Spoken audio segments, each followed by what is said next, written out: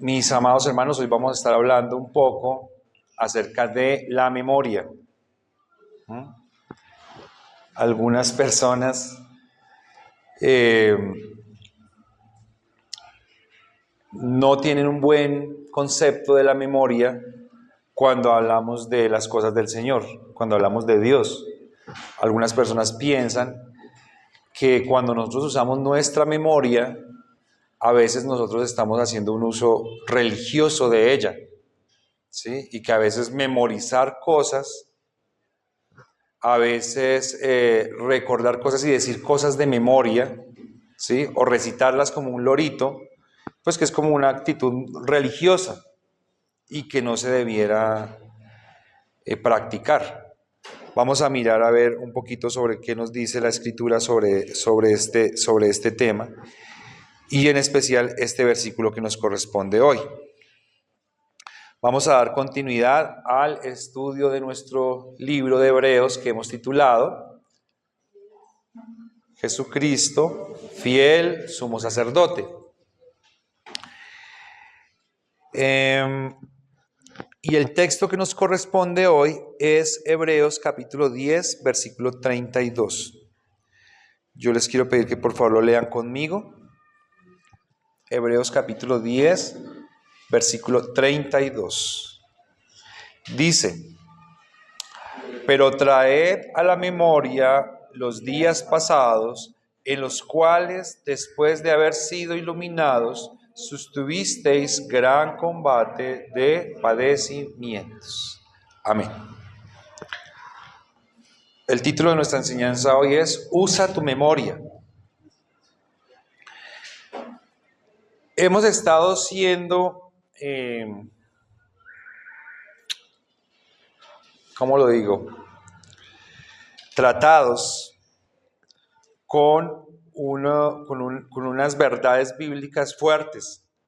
¿Sí? Lo que ha venido hablando el autor ha sido fuerte para nosotros. Y el autor parece, según vemos aquí en este versículo que nos corresponde hoy, que él no es inconsciente.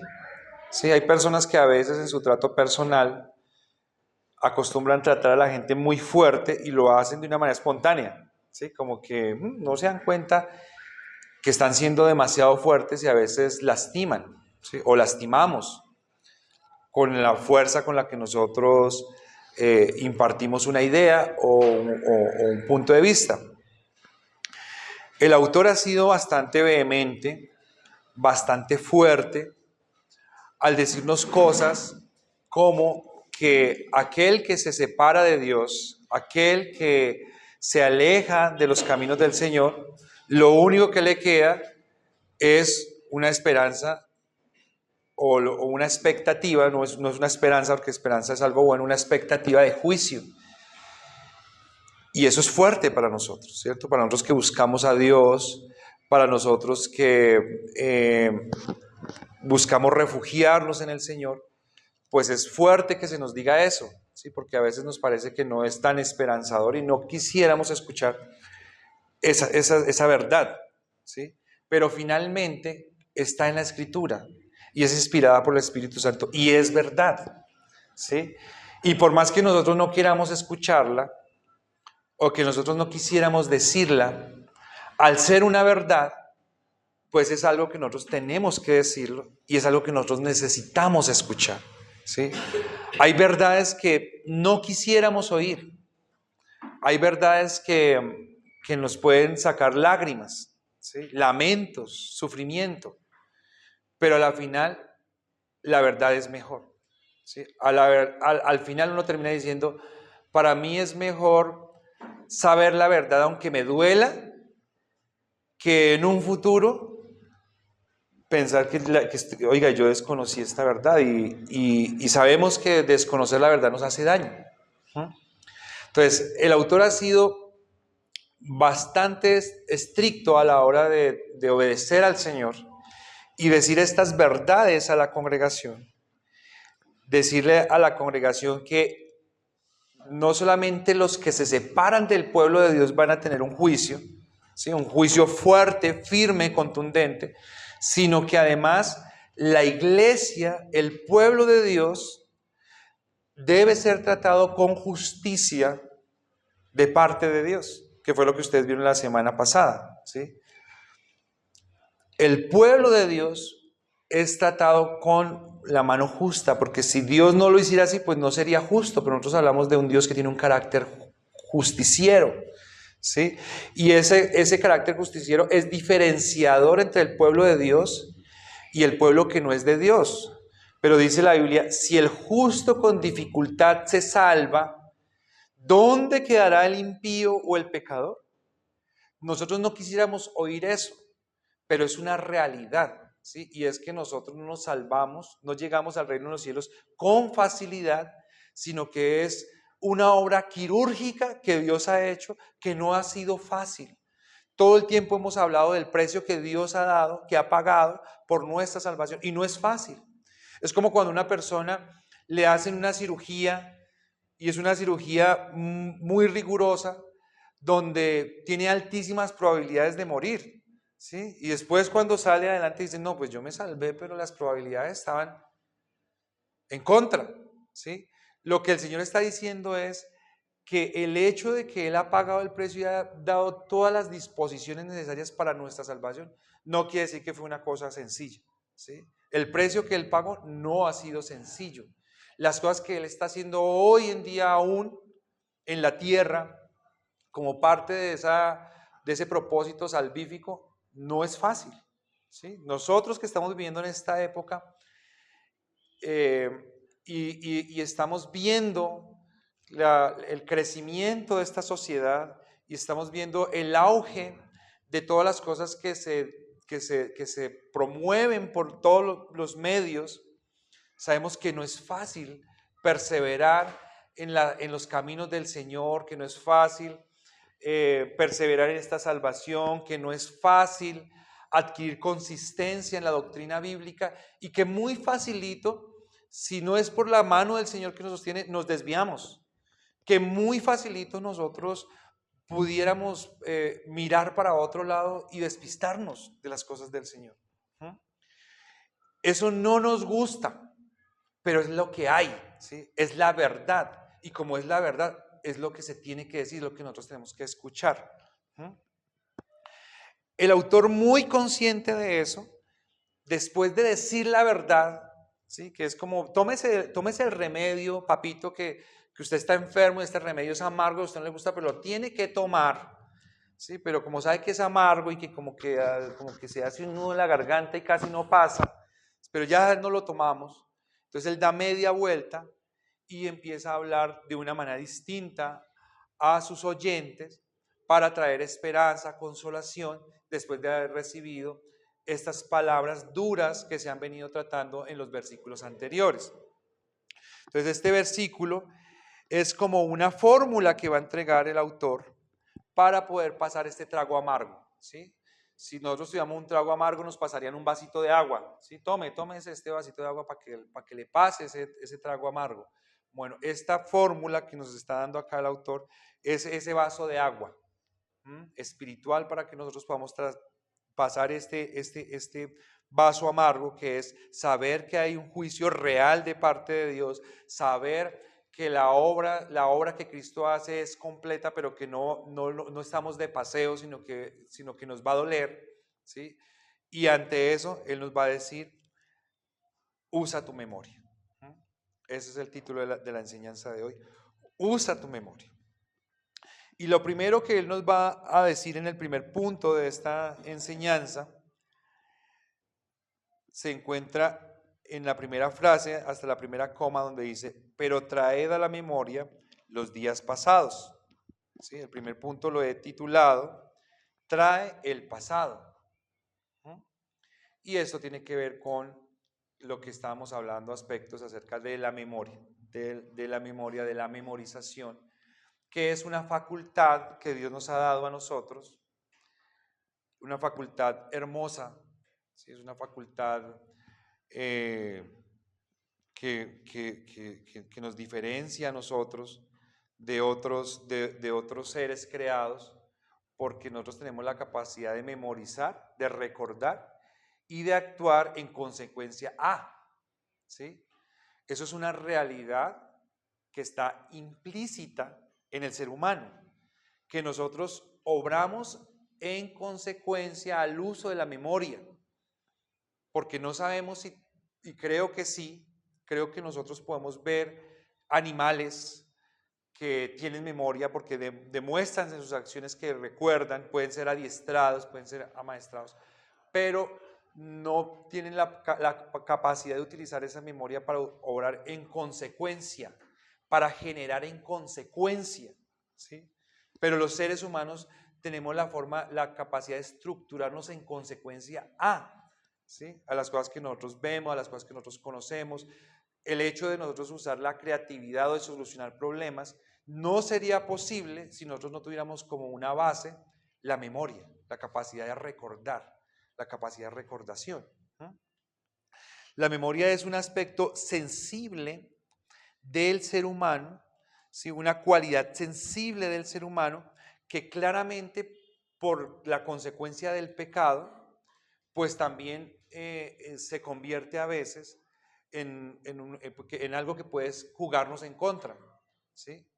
De tal manera que nosotros cuando tenemos episodios que son dolorosos, que no son contrarios, con episodios que no nos agradan, pues nosotros lo que procuramos hacer con esos recuerdos es eliminarlos del disco duro, ¿sí? A veces lo hacemos conscientemente y a veces lo hacemos inconscientemente porque es una forma como nosotros nos resguardamos, ¿sí? De esas circunstancias, de las situaciones que no son agradables, que no son gratas y que para nada son memorables y son cosas que nosotros queremos tener presentes, ¿sí? Sin embargo, a causa de nuestra condición pecaminosa, nosotros haciendo uso defensivo de nuestra memoria, ¿sí? Con nuestra memoria, porque lo utilizamos como una defensa, nosotros muchas veces terminamos usando esta facultad que Dios nos dio, que es una facultad maravillosa, usándola mal, ¿sí? Porque así como nos acostumbramos a olvidar lo que no nos gusta, ¿sí? A olvidar lo que no quisiéramos, lo que nosotros queremos desechar, a pasar por alto cosas que no son agradables, terminamos haciendo lo mismo con todo lo contrario, que es lo bueno, que es lo agradable, que es lo grato, que es lo beneficioso, ¿sí? Que es lo que nos ha producido alegría, que es lo que nos ha producido gozo, lo que nos ha producido satisfacción, ¿sí? Y a veces nosotros sin querer, mis queridos hermanos, nos acostumbramos a andar con una cara larga, a vivir con una continua insatisfacción, ¿sí? Y a ver las cosas grises o oscuras. Acá el autor nos va a decir que la solución, ¿sí? Para confrontar una vida tan dura como la que tenemos que vivir todos, ¿sí? Porque aquí hay una situación compleja que tenemos que poner acá en evidencia antes. Y es que muchos de nosotros pensamos que la razón o la forma como nosotros pudiéramos ser felices es si nosotros fuéramos parecidos a alguien, o si nosotros tuviéramos lo que otros tienen, o si nosotros nos hiciéramos un listado de cosas que necesitamos, materiales, y que si nosotros logramos eso, nosotros vamos a ser felices, ¿sí? Lo cual es una equivocación, porque nosotros sabemos que hay muchas personas que han logrado la fama, que han logrado tener dinero, que han logrado tener muchas cosas a nivel material y que sin embargo han terminado su vida suicidándose o en unas muy paupérrimas condiciones, porque la verdad es que la felicidad no la producen las cosas materiales, es imposible, ¿sí? Pero nosotros vivimos en un mundo materialista y como vivimos en un mundo materialista, nosotros nos hemos creído y se nos ha implantado el chip de que es solamente a través de las cosas materiales, de los logros materiales, que nosotros podemos alcanzar la realización, ¿sí? Y a veces nosotros en busca de esa realización material, que es una expectativa, ¿sí? O que es un sueño, o que es un ideal que nosotros estamos buscando, nosotros dejamos de disfrutar las cosas que realmente tienen la potencialidad de darnos a nosotros felicidad, de darnos gozo inmediato, que es el presente y que son todas las cosas maravillosas que Dios ha puesto a nuestro alrededor, ¿sí? Entonces, voy a poner un ejemplo, que es un ejemplo que yo quiero que ustedes se pongan ahí. Si nosotros tenemos una familia y tenemos 4 hijos en nuestra familia, y en esa familia se nos muere un hijo, ¿sí? Nosotros, ¿qué sentimos? Dolor, claro, cualquier persona siente dolor ante una circunstancia de pérdida, ¿cierto? Y si esta persona que tiene dolor llora por esa pérdida, nosotros lo entendemos. Si esta persona sufre, se deprime, deja de trabajar, deja de hacer muchas cosas por esa pérdida, lo entendemos, ¿cierto? Si ese sufrimiento le dura 1 mes, 2 meses, 3 meses, 6 meses, lo entendemos, ¿sí? Pero si lleva 2 años, 5 años esta persona echada a morir, diciendo es que la vida no vale nada, es que todo lo que yo tenía lo perdí, es que no encuentro suficiencia en esta existencia, ¿sí? Y está descuidando a esos otros 3 hijos que tiene, ¿sí? Y esos 3 hijos se dan cuenta que prácticamente como que no valen nada para ese papá, ¿sí? Porque solamente llora y llora por ese hijo que perdió y no le da valor a esos otros 3 que tiene. ¿Ustedes cómo les parece eso? ¿Que eso sería justo o sería injusto? ¿Correcto o incorrecto? ¿Sí? Y ese ejemplo aplica para todas las cosas de la vida, mis queridos hermanos, ¿sí? Nosotros vivimos a veces en unas conductas de insatisfacción. Nosotros vivimos en una vida de insatisfacción, en una vida de reproche, en una vida angustiosa, en una vida de amargura, en una vida de estrés, ¿sí? Y es una gran insatisfacción interna que nosotros tenemos, como un hoyo gigantesco, ¿sí? Insaciable, que nosotros no logramos llenar, ¿sí? Y estamos mirando cómo podemos solucionar, ¿sí? Y probablemente en esas circunstancias las expectativas nosotros las estamos colocando en cosas, ¿sí? Las estamos colocando a veces en personas, porque uno dice, no, es que si yo estuviera con esta persona, yo sería completamente feliz, y nosotros no podemos poner nuestra expectativa de felicidad en la mano de otra persona, porque las personas, nosotros como personas lo que sabemos es hacernos infelices.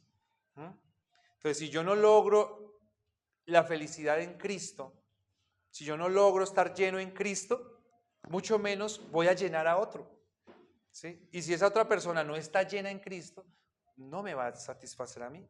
Si es una persona llena también de vacíos, llena de necesidad y llena de quejas, ¿qué le hace pensar usted que cuando esté conmigo yo le voy a satisfacer y voy a llenar eso que a él le hace falta o a ella?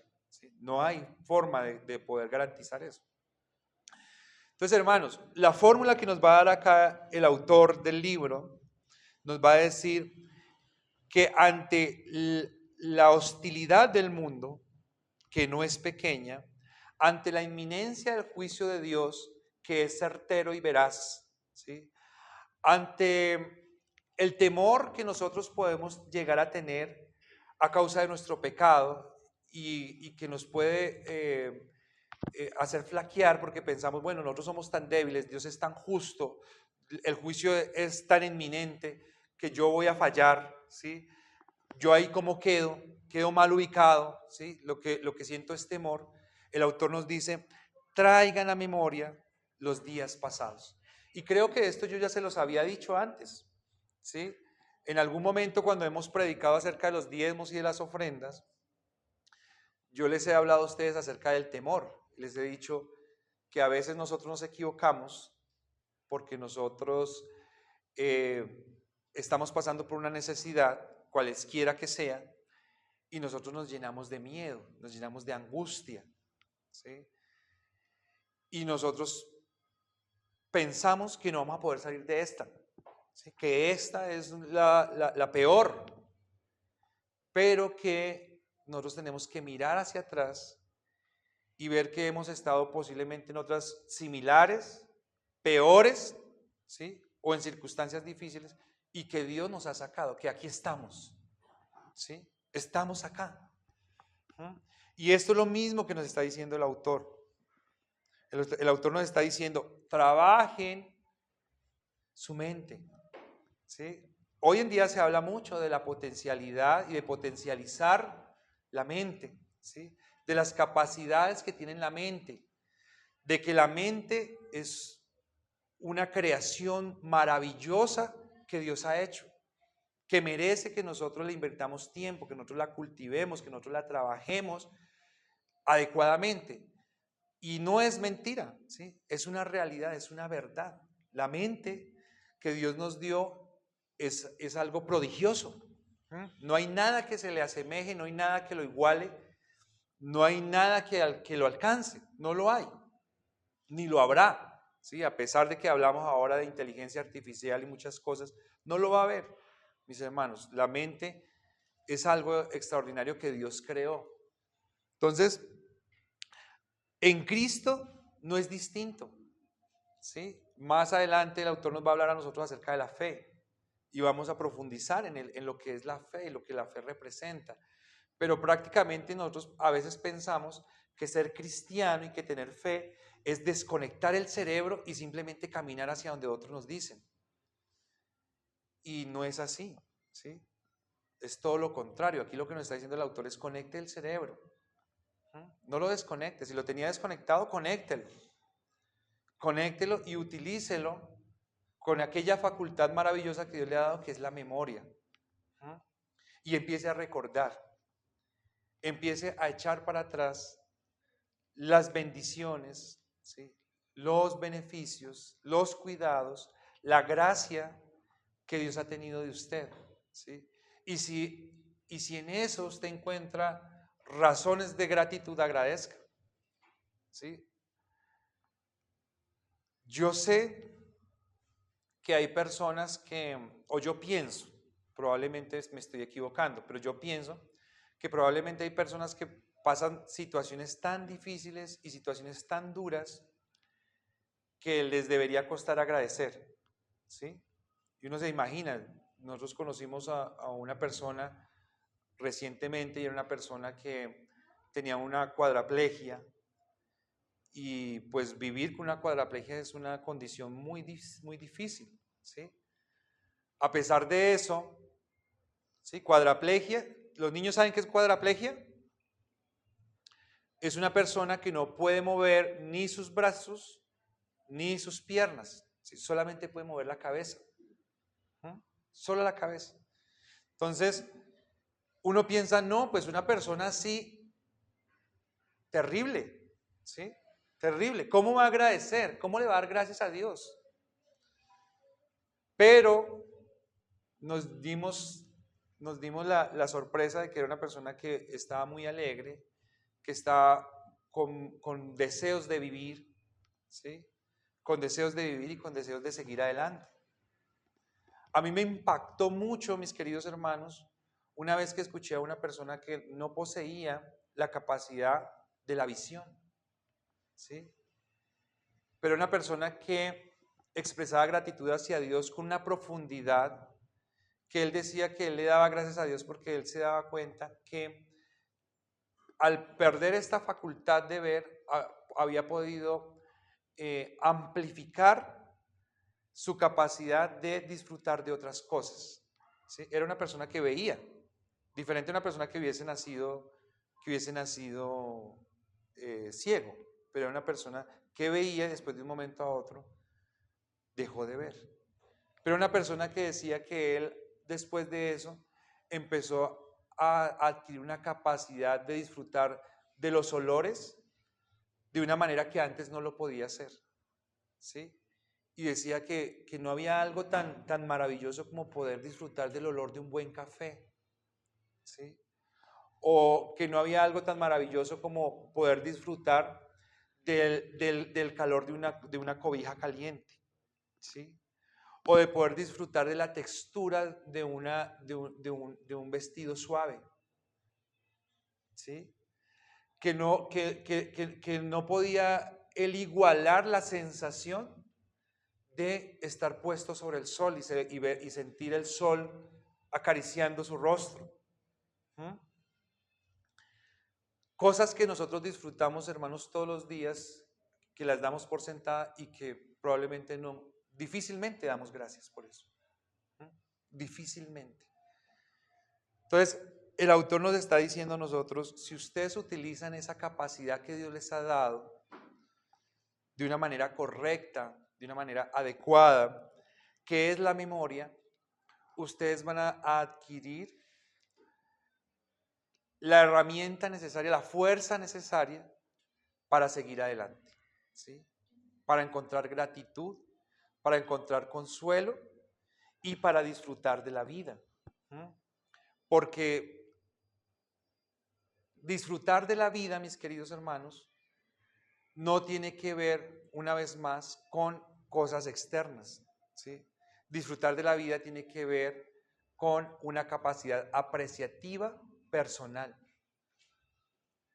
No vemos la vida muy bien y no somos felices porque nos falta, ¿sí? Nos falta a nosotros algo para nosotros poder apreciar, pero es una incapacidad propia. Hay muchas personas, mis queridos hermanos, que son felices con mucho menos de lo que nosotros tenemos. Hay muchas personas, mis queridos hermanos, que son muy felices habiendo pasado por circunstancias mucho más complejas de las que nosotros hemos pasado. Entonces, ¿dónde está el problema? ¿No? Dentro de nosotros. Entonces, mis queridos hermanos, trae el pasado, traed a la memoria los días pasados. Dice Judas 1:17, pero vosotros, amados, tened memoria de las palabras que antes fueron dichas por los apóstoles de nuestro Señor Jesucristo. ¿Sí? Tened memoria de las palabras, no olvidemos.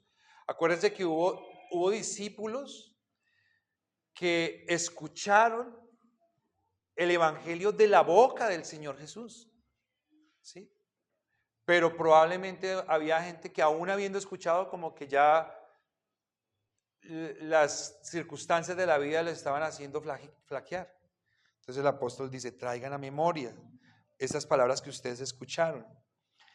Lucas 22:19. Y tomó el pan y dio gracias y lo partió y les dio diciendo, esto es mi cuerpo que por vosotros es dado, haced esto en memoria de mí. ¿Cómo será importante la memoria, mis queridos hermanos? O memorar o remembrar. ¿Cómo será de necesario eso que Dios mismo usa medios para que nosotros recordemos las cosas que Él nos ha dado, las cosas que Él nos ha entregado y lo que es el Evangelio, como la cena del Señor? Eso es un recordatorio.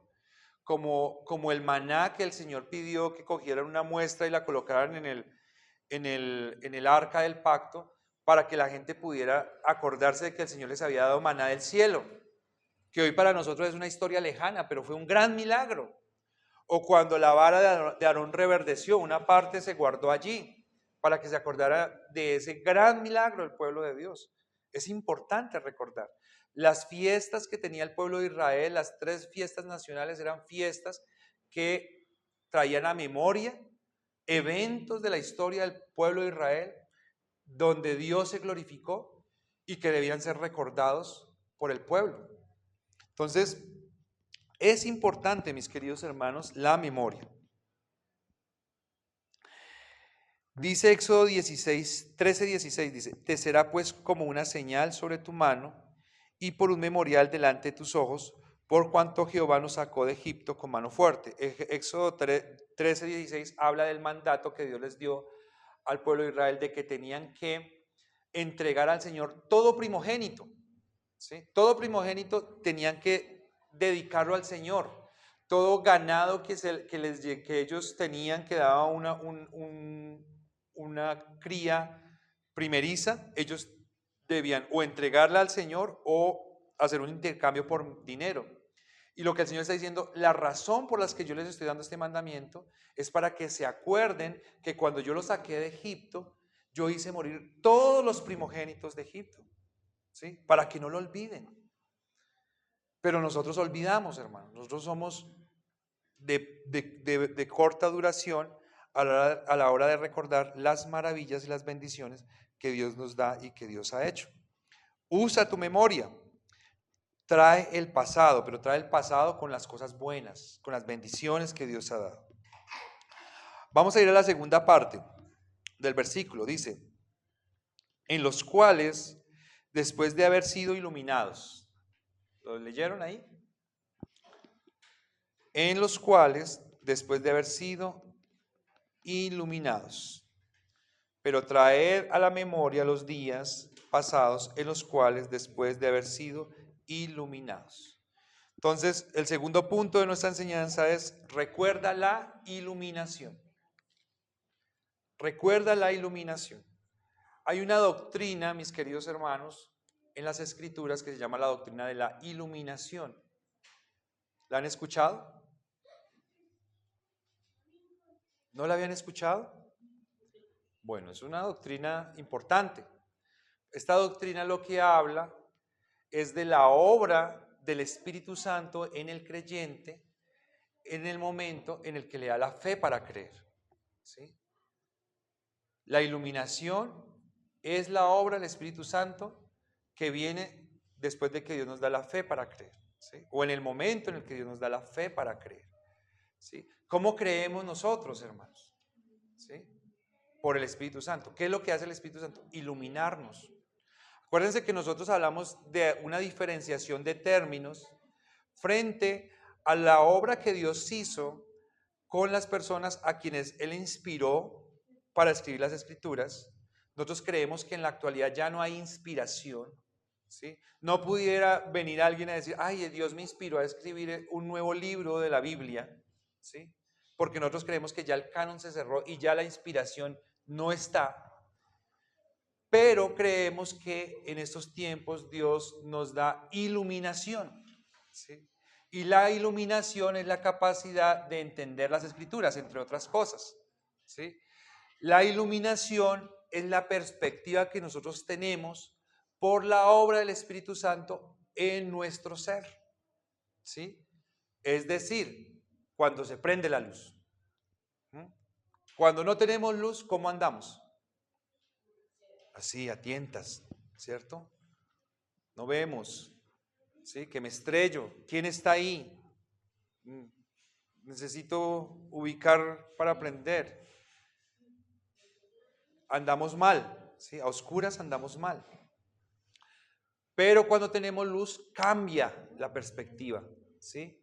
Cambia nuestro actuar. Actuamos con seguridad. Sabemos para dónde vamos. Sabemos dónde están las cosas. Sabemos lo que necesitamos. Sabemos hasta dónde podemos llegar. Sabemos qué puede ser peligroso, qué no. A oscuras, fácilmente uno se va por un hoyo, fácilmente uno se golpea, uno se puede hacer daño a oscuras, ¿cierto? Pero cuando viene el Espíritu Santo a nuestra vida, nosotros empezamos a ver las cosas de una manera distinta, ¿sí? Entonces lo que está diciendo el Señor es, acuérdense, le está diciendo a estos hermanos, acuérdense de lo que sucedió después de que ustedes fueron iluminados. O sea, no solamente se acuerden de las cosas buenas que a ustedes les ha pasado en la vida, ¿sí? Sino acuérdense de lo que ha sucedido después de que ustedes conocieron el Evangelio, después de que ustedes conocieron a Cristo. Claro, acá pueden haber creyentes muy nuevos, ¿cierto? Que están conociendo, pero también pueden haber creyentes que llevan más tiempo. Los que llevamos más tiempo caminando en la senda del Señor, nosotros no podemos dudar de que el Señor ha sido benigno para con nosotros, de que el Señor nos ha bendecido, de que el Señor nos ha orientado, de que el Señor nos ha ayudado y que lo mejor que nos pudo pasar a nosotros en la vida ha sido conocer a Cristo, que no hemos podido conocer una mejor persona, ¿sí? A los que Dios nos ha puesto en el ministerio tenemos la convicción de que no hay mejor profesión, de que no hay mejor labor, ¿sí?, que servir al Señor. El día que predicamos acerca de la fidelidad, decíamos, no hay mejores personas para conocer, para convivir, para establecer lazos que los hijos de Dios. No hay mejor, ¿sí? No hay mejor persona. Yo prefiero ser amigo de ustedes que ser amigo de un presidente impío, ¿sí?, o de un millonario impío. No me interesa, no me sirve, ¿sí? Lo mejor que le puede pasar a una persona es cuando conoce a Cristo. Entonces, el autor está apelando al intelecto del creyente y a entender o a recordar por qué el creyente hizo una decisión de fe, ¿sí? ¿Por qué el creyente dijo, voy a ser cristiano?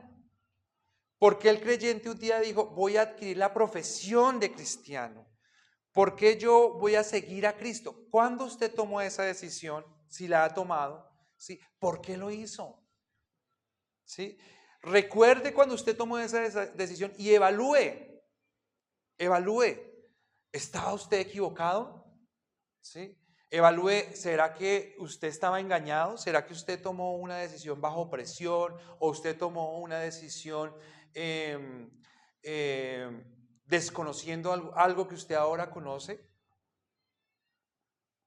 Porque cuando usted creyó, usted fue transformado, usted recibió una transformación. Hay algo que algunos creyentes llaman y dicen que existe y es el primer amor, ¿sí? Y es que la gente cuando conoce, recién conoce, están entusiasmados con todo lo que tiene que ver con las cosas de Dios, ¿sí? Entonces, a donde les digan que vayan a una reunión, a un evento, allá van, ¿sí? Son los más comprometidos, son las personas que más buscan, pero dicen que después de que llega cierto tiempo, a veces la gente empieza a manifestar pues un poco como de cansancio, como de desidia, como de declive en esa, ¿cómo se dice? En la manifestación real pues de lo que es la fe, ¿sí? En esa manifestación de esas convicciones cristianas, de esas prácticas cristianas que debiéramos tener como creyentes, ¿sí? Empieza a haber un declive. Entonces acá lo que el autor está diciendo es a este pueblo en particular, que cuando se convirtió en cristianos, para ellos tomar la decisión de ser cristianos, que tomar la decisión de ser cristianos es bautizarse, ¿sí? Ellos, los que eran cristianos acá, ellos se habían bautizado. Nosotros pues venimos de un contexto diferente donde la mayoría de nosotros nos bautizaron en nuestros hogares católicos siendo pequeños, pero ellos que eran judíos, que muchos de ellos eran judíos y que se convertían al cristianismo, o cuando sus padres se convirtieron al cristianismo, porque estamos hablando más o menos de una tercera generación de cristianos después de Cristo, ellos debían bautizarse y cuando ellos se bautizaban, ellos inmediatamente se estaban echando un rechazo encima de sus contemporáneos judíos. Inmediatamente ellos decían, yo soy cristiano y me quiero bautizar. Inmediatamente los demás que eran seguidores de esa religión judía y que no era una religión como la de hoy, que uno vive una religión de, de pluralidad de credos y de respeto por las múltiples creencias, ellos eran y siguen siendo muy cerrados en su forma de fe y de creer. Pues cuando una persona decía que se bautizaba, era víctima de insultos, ¿sí? Era víctima de desprecio, de echarlos, de no querer hacer negocios con ellos. Por un lado los judíos, por otro lado los romanos, ¿sí? Que los romanos también los perseguían, los despreciaban, formularon varios edictos de muerte, edictos de expropiaciones, edictos de maltrato, ¿sí? Que lo vamos a ver la otra semana. Acuérdense ustedes cuando Pablo perseguía a los cristianos, ¿sí? Cómo los sacaba de sus casas, los sacaba de los templos, los mataba, los hacía sacar exiliados. O sea, no era fácil tomar esa decisión. Entonces la pregunta que está haciendo el autor, o lo que el autor les está diciendo acá, es, ¿se acuerdan cuando ustedes fueron iluminados y Dios les dio la fuerza a ustedes de enfrentar esas adversidades tan complejas que ustedes sabían que tenían que enfrentar a la hora de decidirse por Cristo, y ustedes lo hicieron? ¿Se acuerdan? Y una vez más el autor acá, mis queridos hermanos, nos recuerda a nosotros el peligro en que nosotros nos encontramos, que yo se los he dicho a ustedes, que es un peligro inminente, y es cuando todo va bien, cuando empezamos a prosperar, cuando empiezan las cosas a salirnos de la mejor manera, ¿sí? Cuando la sociedad está tranquila, cuando hay paz, ¿sí? Cuando hay libertad de cultos como tenemos ahora. Son precisamente esos momentos, los momentos más críticos, donde la gente se empieza a enfriar, donde la profesión de fe de la gente es una profesión más tibia y donde la gente empieza a dudar de la fe. De una manera inverosímil, que para nosotros sería increíble, pero es la realidad, es que cuando hay momentos de guerra, cuando hay momentos de persecución, cuando hay momentos de hambres, cuando hay momentos de peste, es cuando muchas veces la gente se adhiere más a su fe y son más consagrados al Señor. ¿Mm? Y Él está diciendo eso. En esos momentos en los que ustedes creyeron que había una gran persecución, ustedes tomaron una decisión firme y iban hacia adelante. ¿Sí? Pero ahora que ya han pasado algunas décadas y como que se ha venido asentando la situación y como que ya están en un momento de mayor comodidad, entonces ahora están mirando el culto del templo judío como mejor que este. Y están mirando que pueden tener mejores condiciones o mejores comodidades si están del otro lado. Y es un cuestionamiento importante que hace el autor a los hermanos oyentes, ¿sí? Que a nosotros también nos sirve, ¿sí? Sobre todo los que llevamos años en la fe, los que llevamos años caminando con el Señor, ¿sí? Porque a veces nos enfriamos, a veces empezamos a flaquear en nuestras convicciones, a veces empezamos a apostar más por otras cosas que por lo más importante, que es el Evangelio, ¿sí? Que es que el Evangelio florezca y resplandezca dentro de nosotros, que el Evangelio florezca y resplandezca dentro de nuestros hijos, dentro de nuestros hogares, dentro de nuestras iglesias, dentro de nuestras sociedades. Y perdemos eso de vista y empezamos a creerle al mundo que lo mejor es que nosotros crezcamos en viajes, que nosotros crezcamos profesionalmente, ¿sí? Que nosotros crezcamos con dinero, cuando eso es una mentira, hermanos. Y yo no le estoy diciendo acá que nosotros le vamos a decir a nuestros hijos que no estudien, ¿sí? Pero hoy en día nosotros estamos creando una sociedad de jóvenes que les estamos enseñando que el estudio los hace a ellos mejores personas que una familia. Y que hay personas que se dedican a estudiar y cuando terminan y salen de sus universidades no quieren de ninguna manera casarse, ¿sí? No quieren tener una relación seria ni estable, ni mucho menos quieren tener hijos, ¿sí? Y la razón es porque no, pues yo ya soy profesional, yo lo que quiero es disfrutar, ¿sí?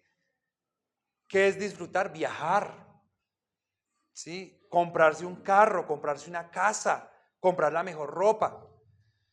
La pregunta que yo les hago es, ¿y tener una familia no es disfrutar? ¿Tener hijos y ver crecer esos hijos no es disfrutar? ¿Sí? Y la pregunta se la hago a los que tienen hijos, ¿sí? Porque los que no tienen hijos no lo pueden responder. Yo conozco personas que no querían tener hijos, que deneznaban de tener hijos, que tener hijos no era su plan. Y un día por obra del Señor, ¡pum!, les llegó su muchachito, su muchachita. Y les he preguntado, y ahora que tienes tu hijo, ¿qué piensas con respecto a al pensamiento que tenías antes? Y dicen, Tener hijos es lo mejor que me ha pasado en mi vida. Es lo mejor.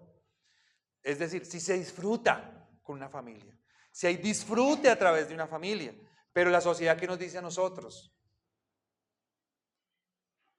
Bienes, ¿sí? Bienes. Entonces, estudiar es malo, estudiar no es malo. Profesionalizarse es malo, no es malo. Especializarse es malo, no es malo.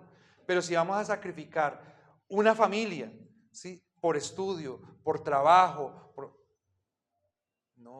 no estamos aportando a esta sociedad, ¿sí? Ni espiritual ni materialmente, porque ustedes saben que esos países que le han apostado a quitarle hijos a todo lo que es toda esta política de no tener hijos, ¿cómo se llama esto?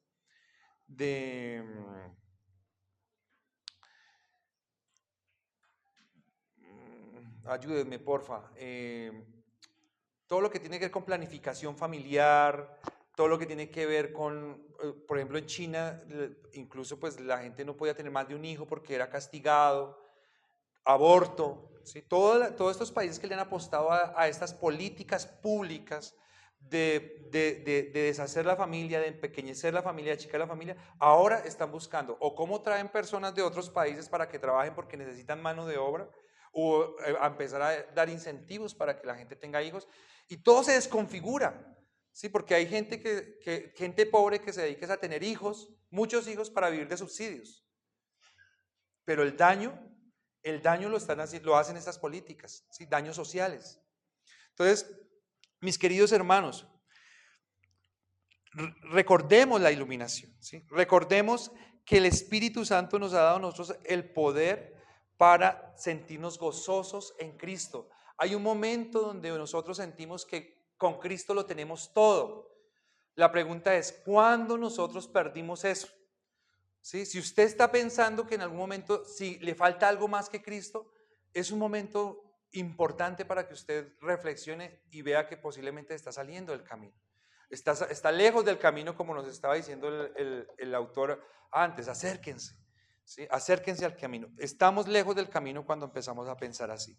Efesios 1, 17 al 18 dice: para que el Dios de nuestro Señor Jesucristo, el Padre de gloria, os dé espíritu de sabiduría y de revelación en el conocimiento de Él, alumbrando a los ojos de vuestro entendimiento, para que sepáis cuál es la esperanza a que Él os ha llamado y cuáles las riquezas de la gloria de la herencia en los santos. Hermanos, lo más importante que nosotros podemos pedirle a Dios es que nos ilumine, que ilumine nuestros ojos para que veamos las riquezas que Él nos ha dado, las riquezas de las cuales Él nos ha provisto, que son innumerables, pero que nosotros no las vemos, no porque no estén, sino porque nos falta luz, ¿sí?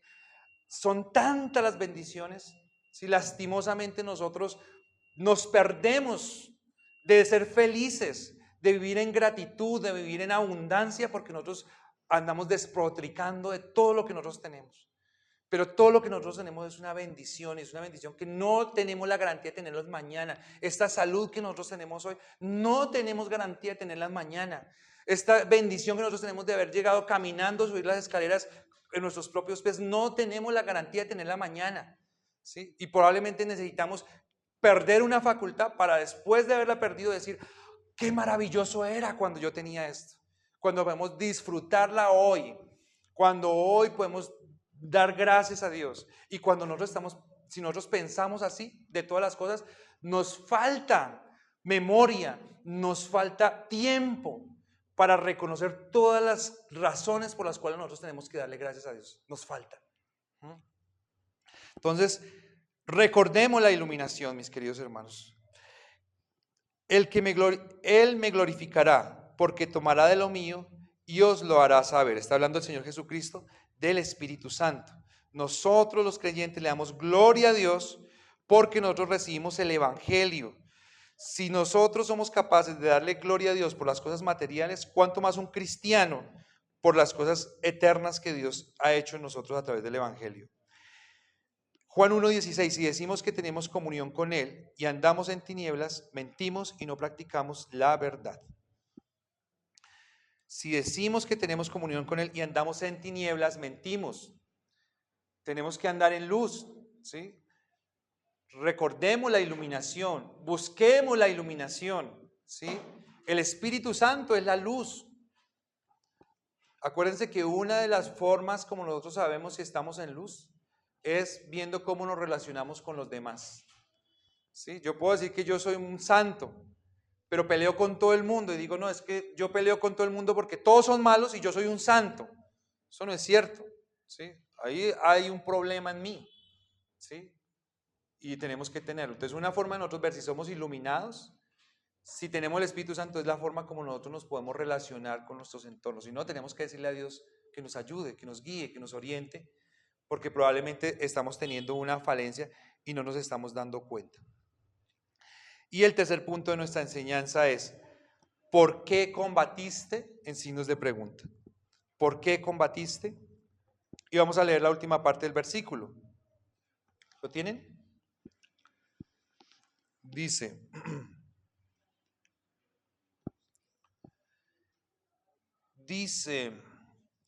sostuvisteis gran combate de padecimientos. La forma como está estructurada esta línea acá en la escritura es única en la escritura, ¿sí? Es única en el Nuevo Testamento, ¿sí? No hay otra donde se hable. Hay versículos que son parecidos, pero si hablamos del original es único, ¿sí? Pero básicamente nos está recordando que no solamente hubo una iluminación inicial, no solamente hubo una capacidad de fe para tomar la decisión de decir, yo voy a ser cristiano, me cueste lo que me cueste o me dé el agua donde me dé, ¿sí? Hablándole a los creyentes de esa época, que ellos dijeron, posiblemente va a perder la vida por ser cristiano, pero me voy a bautizar, ¿sí? Sino que además lo hicieron, ¿sí? Además se enfrentaron a su nación, a su pueblo, a la gente que compartía la religión con ellos, al pueblo romano que los dominaba, ¿sí? Y pudieron salir adelante. Aquí ya estamos hablando más o menos de 56 años después de Cristo. Varios emperadores habían transcurrido, algunos más severos, otros menos, ¿sí? Pero ellos estaban allí. Y entonces el autor le dice, ustedes han combatido, ustedes han luchado, ¿sí? Ustedes vencieron porque están aquí, han salido adelante, se han negado a ustedes mismos en medio de diferentes circunstancias, que son razones de peso para que nosotros sigamos adelante, ¿sí? Son razones de peso para que nosotros podamos enfrentar la vida, para que nosotros podamos enfrentar las adversidades, ¿sí? No solamente saber que tenemos luchas hoy, porque probablemente cuando nosotros pensamos en todos los desafíos que tenemos en el día a día, nosotros nos angustiamos, nosotros nos cansamos, nosotros desfallecemos, ¿sí? Hay una frase que decía mi papá que me daba risa, pero es cierto. Él decía, si es tanto el afán ni voy, ¿sí? Nos miramos con tanta ansiedad que perdemos la fuerza para correr, para caminar, para esforzarnos. Entonces, tenemos que utilizar esa memoria para recordar lo que hemos sacrificado, ¿sí? Para recordar las luchas que hemos dado. Si ustedes están nuevos en su vida cristiana y no han luchado, les invito a que luchen, les invito a que combatan, les invito a que crezcan en la fe, ¿sí? A que den la pelea por Cristo, porque después, en el futuro, eso les va a dar a ustedes elementos que los va a fortalecer para vivir la vida cristiana. Yo me acuerdo una vez, mis queridos hermanos, que pasé por un bus, iba en un bus y pasé por una calle que habían colocado una teja de zinc. Y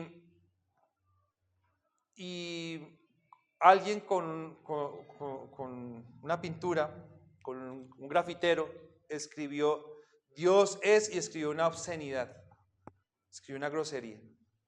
Y yo iba para mi trabajo, ¿sí? Yo trabajaba, pónganle ustedes 8 de la mañana, iba para mi trabajo. pero a mí se me quedó eso acá, ¿sí? Yo me sentí indignado de que alguien hubiese puesto esa blasfemia ahí grande y que todo el mundo pasara y leyera eso. Salí de mi trabajo, compré una botellita de tiner y llegué y borré la palabrota. Dios es, y dejé la palabrota, ¿sí? Y eso es maravilloso, acordarme de eso. Para mí es maravilloso acordarme de eso. Dios me usa, ¿sí? Dios se defiende a sí mismo. ¿Y cómo se defiende? A través de nosotros. ¿Mm? Entonces, qué bendición nosotros poder tener esas luchas. Qué bendición nosotros podernos esforzar. Qué bendición nosotros podernos negar a nosotros mismos. Qué bendición nosotros enfrentar al mundo, ¿sí? En el nombre de nuestro Señor. Si el Señor nos da la oportunidad, que no somos dignos de hacerlo. Es una gran bendición, es un privilegio que Dios le ha dado al pueblo de Dios. Pero hay gente que no, hay gente que se quiere matar por otras cosas, ¿no? Hay gente que se quiere matar por el color del escudo del equipo de fútbol. Y esa es una lucha que vale la pena, ¿sí? Hay gente que le gusta matarse por el color de piel. Y esa es una lucha que vale la pena.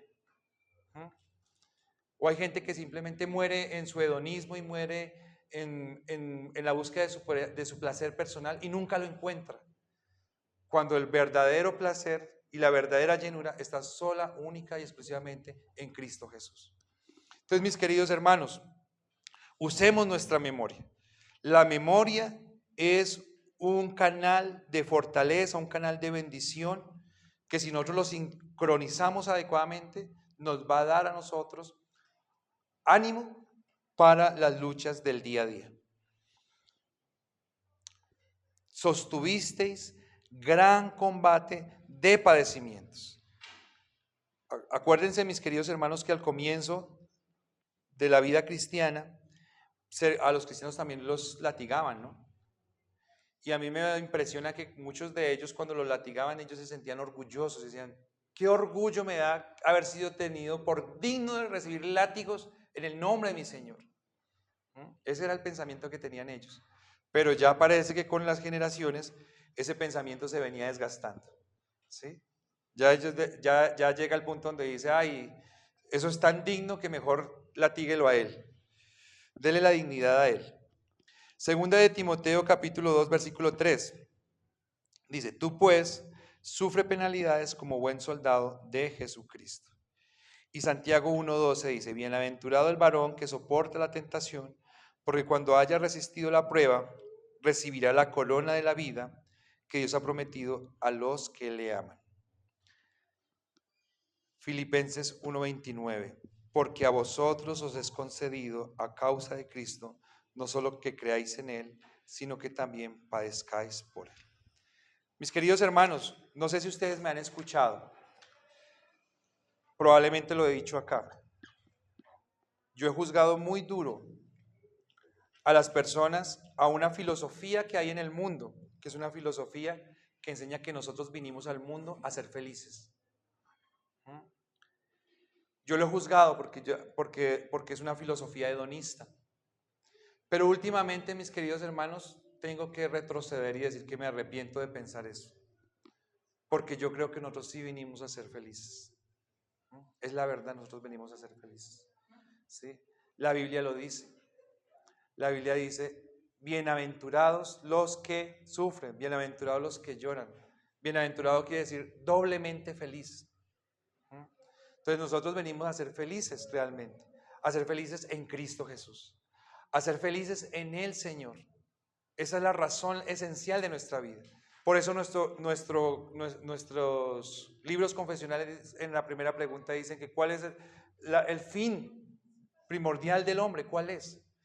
Y dice allí mismo, dice, disfrutar, gozar de Dios. Entonces, si no hay gozo, si no hay alegría, si no hay disfrute, ¿qué nos motiva?